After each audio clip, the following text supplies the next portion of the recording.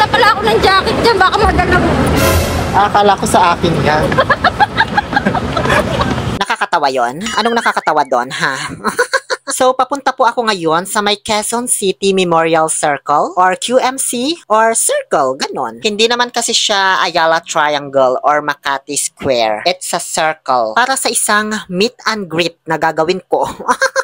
Charot. Para i-meet ko yung isa kong kaibigan na matagal ko na itong pinaplastic ba? Since 2015 pa. Alas 8 yung usapan namin na magkita. Pero alas 9 na, hindi pa ako nakakarating dahil sa sobrang traffic. May pasok pa naman ito ng alas 11. Napag-usapan namin na mag-ikot-ikot na lang kami dito sa circle. Mag-tiktok-tiktok ganyan para sa banding namin. Kaso, sa kasamaang palad, 9:30 na ako nakarating dito sa may Philcoa Overpass. Ay, hindi pala, mga 9:45 na yata ito. Nasa kabila daw siya, kaya tatawid ako. Takot na takot akong dumaan dito, kaya hindi ako masyadong makapag-video. Dati kasi, nung dito pa ako nagwo-work sa Maynila, sa Tandang Sora pa ako nung nauwi, huminto yung bus na sinasakyan ko dito sa may Philcoa. Nag-loading, unloading ba, ganun. Ordinary na bus lang yung sinakyan ko, hindi di aircon. Para tipid ba. Nasa may tapat ako ng bintana noon, ay Diyos ko, may biglang lumundag sa akin na lalaki. Nahawakan niya lang naman yung braso ko, pero hindi niya nakuha yung cellphone ko. Bigla na rin kasing umandar yung bus, pero kinabahan talaga ako, kaloka. Kaya magmula noon, lagi na akong dumudungaw sa bintana. Kapag humihinto yung bus na sinasakyan ko dito sa Philcoa, hinahanap ko kasi yung lalaki na lumundag sa akin. Baka yun yung soulmate ko, sayang din. Charot. Pababa na pala ako at ayun na si Impacta, nakabidyo na rin. Akala mo papatalo ako sa'yo? Sige, magbidyohan tayo.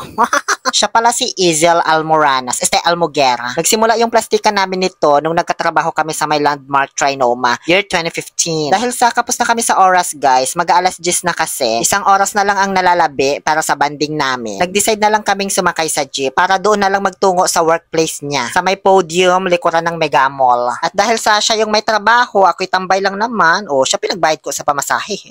Bumaba kami dito sa may MRT Quezon Avenue Station. Abot sa 30 minutes yung biyahe namin papunta sa workplace niya. Kaya konting-konti na lang talaga yung time namin para magbanding. So doon na lang sa may workplace niya para malapit lang at ma-manage namin ng maayos yung oras namin. Ngayon lang ulit ako mag-MRT after 2 years. Kaya medyo na-excite ako. Sa may Ortigas Avenue kami bababa. Di ko na matandaan kung magkano na yung binayad ko mula dito sa Quezon Ave hanggang Ortigas. Antari, madaling-madali Pang ilang late mo na ba to kung sakali? Dito ko na pag-alaman na magaling pala sa balancing tong taong to, Tignan nyo, nakapag-selfie pa kahit hindi na humahawak dun sa handrails. Paano ba naman kasi di niya abot? Nasa GMA Kamuning na kami. Sunod naman na ang Araneta Center Cubao Station. Ang ganda ng view, no? Lalo dito sa may Aurora. May pagka, ano bang tawag doon? Cinematic? Tama ba?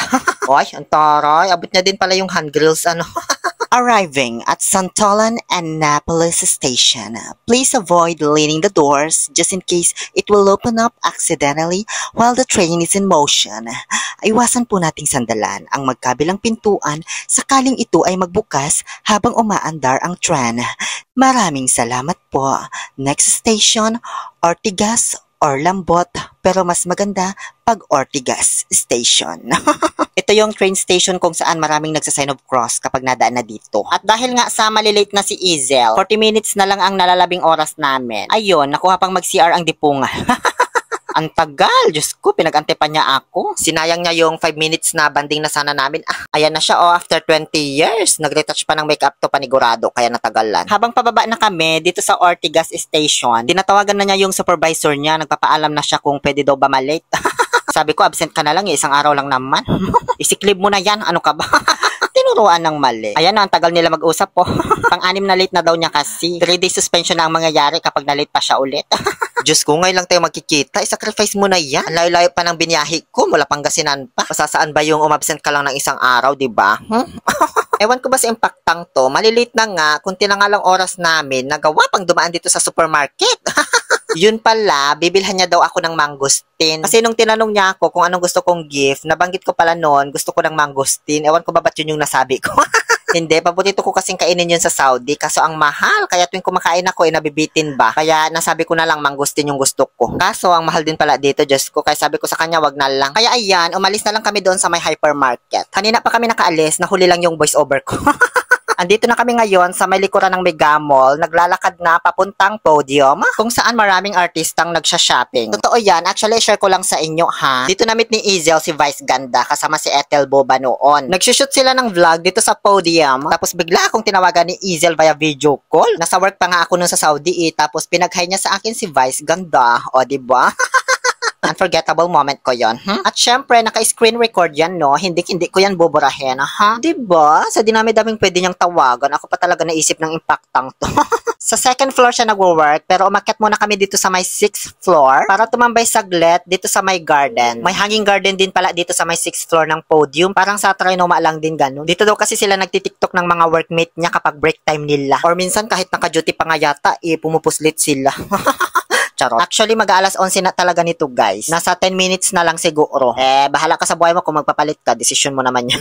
Maganda rin naman dito, pero hindi siya ganun kalawak. Tapos hindi siya open na madudungaw mo yung sa baba, ganun. Parang nasa close parenthesis siya, ganun ba? Pag upo namin, nag-exchange gift na kami agad. Binigyan niya ako ng tote bag, tsaka figurine ng Naruto na nabili niya sa Comic Alley kasi alam niyang paborito ko ang Naruto. Ako naman, binigyan ko siya ng tupig na nabili ko sa bus, tsaka puto kalasyo. Na malapit ng mapanis. Nakulob kasi sa bag ko ba? Tapos syempre, binigyan ko rin siya ng keychain, tsaka coin purse galing Thailand.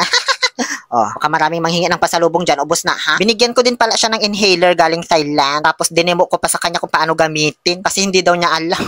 Pagkatapos niyan, dinouble check ko lang saglit itong mga binigay niyang gift sa akin. Kasi baka malugi ako. Masayang pa yung gastos ko tsaka yung effort kong lumuwas pa dito. Tapos di ko rin pala mababawi. Tinanong ko sa kanya kung magkano lahat ng gift niya sa akin. Pwede naman na. Lamang lang ako ng 20 pesos, ganyan. So, di na ako lugi, no? Oy, charot lang ha. Pagkatapos nun, nag-practice na kami ng aming pang TikTok. Yung, she's smiling like she used to smile way back then, maybe this time. Bakit kasi sa amin yung kantang yon? Kasi sa intro niya, diba? Two old friends, meet again. Ganun nag-meet kami ulit diba? Tapos sunod naman na ginawa namin yung, rigor si tanggol, rigor si tanggol, habang naka-uniform pa ng pang Watsons, andi po. Bale, na-post na namin sa aming kanya-kanyang Facebook ang mga nagawa naming TikTok dito. Ako yung nag-post ng maybe this time. Siya naman nag-post ng rigor si Tanggol. Para may content kami pareho. At hindi kami magsingilan balang araw. Charot. Hanggang sa umalis na kami kasi super duper late na po siya. 11:20 na po ito ng umaga. So 20 minutes na siyang late. Maglalakad pa kami pababa. Thank you so much, Ezel, for your time management and anticipation. Ayan na po yung Watsons kung saan siya nagwo-work. Bahala ka na kung anong rason mo. Basta wag ka lang ma-terminate. Ano ka ba? Okay lang yan. So, dahil nga sa mag-isa na lang ako ngayon, saka ako kumain ng lunch. Kasi kapag kasama ko siya, mapapagastos ako. Ay, charot lang. Kapos lang talaga kami sa oras, guys. Habang naglalakad ako dito sa may Mega Mall, may nag-approach sa akin tapos nagpa-picture. Hala, nakakatuwa. First time ko po talagang may magpa-picture sa akin dito sa Manila. Akala ko kasi walang nakakakilala sa akin dito ni Isa. Meron naman pala kahit papano ba.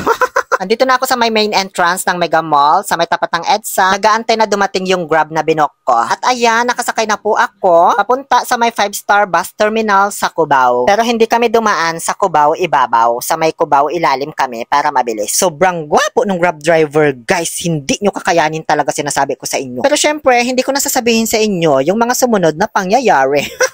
Pagdating ko sa terminal ng bus, sakto may paalis na, pauwing San Carlos. Kaya, sumakay ako, malamang, uuwi na nga, diba? Habang nasa kalagitnaan ako ng biyahe, pauwing San Carlos City, Pangasinan, doon ko naramdaman yung ngawit tsaka ngalay ng pangako. Ewan ko ba kung bakit? Ano kaya ang dahilan ng pagkangalay ng pangako? Yun lamang po. Muli, ito po ang inyong Happy Pill Oliver Castro na nagsasabing, no to toxicity, let's make people happy.